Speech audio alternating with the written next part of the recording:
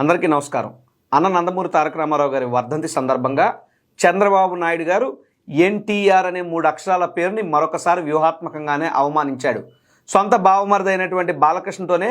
Junior NTR గారు ఒక మనవడ హోదాలో ఆయన తాతకి ఎన్టీఆర్ ఘాట్ వద్ద ఫ్లెక్సీలు ఏర్పాటు చేస్తే వాటిని స్వయంగా బాబాయ్ అయినటువంటి బాలకృష్ణతోనే ఆ ఫ్లెక్సీలు తీయించేయండి, ఆ ఫ్లెక్సీలు తీసి పారేయండి అని చెప్పి బహిరంగంగానే మీడియా ముఖంగానే అందరూ చూస్తుండగానే జూనియర్ ఎన్టీఆర్ని అవమానించినటువంటి పరిస్థితి ఈరోజు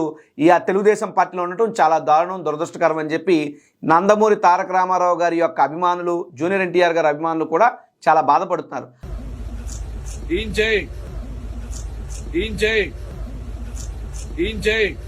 అసలు చంద్రబాబు నాయుడు గారికి జూనియర్ ఎన్టీఆర్ అంటే ఎందుకు అంత పగా కోపం అన్నది చూస్తే, తన కొడుకు ఎవరైతే నారా లోకేష్ ఉన్నాడో ఒక రాజకీయంగా ఒక దద్ది పనికి మాలినటువంటి వ్యక్తి, మాటల్లో మాట్లాడడం కానీ ప్రసంగాలు చేయడం కానీ ప్రజల్లో తిరగడం కానీ చేతగానటువంటి ఒక దద్దికి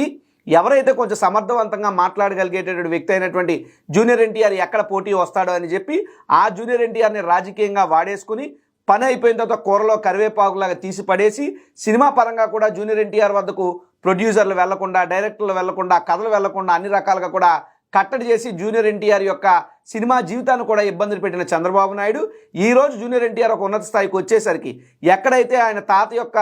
అసలు సిసలైన వారసుడిగా జూనియర్ ఎన్టీఆర్ని ప్రజలు నమ్ముతున్నారు, యాక్సెప్ట్ చేస్తున్నారు, తనకు కానీ తన కొడుకు కానీ రాజకీయ భవిష్యత్తు ఉండదని భయపడిన చంద్రబాబు నాయుడు కనీసం ఫ్లెక్సీలు కడితే కూడా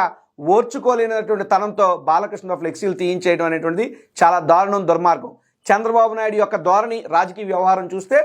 నందమూరి తారక రామారావు గారికి ఎన్టీఆర్ గారికి వెన్నుపోటు పొడిచాడు, హరికృష్ణ గారిని నమ్మించి మోసం చేశాడు, బాలకృష్ణని పావులా మార్చేశాడు, జూనియర్ ఎన్టీఆర్ని పార్టీకే దూరం చేశాడు. ఇటువంటి